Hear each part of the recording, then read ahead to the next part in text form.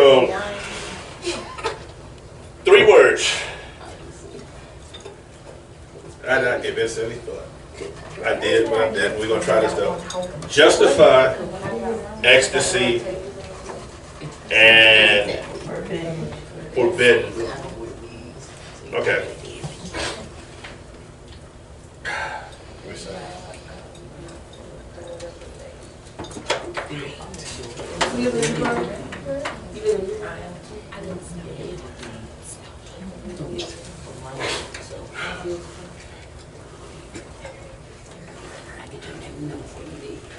When I first met her,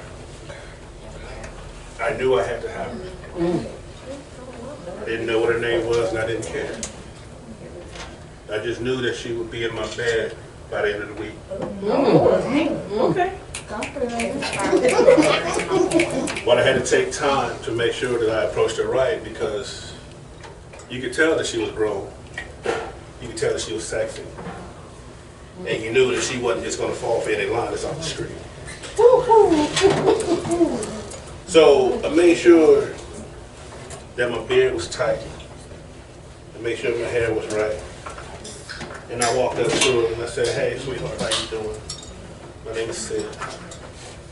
She looked at me and turned her nose up like, you know, I get approached like every day, you know, by important to me.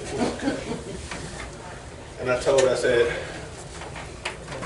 if you give me one night, I will justify why you gave me your name and you gave me your number.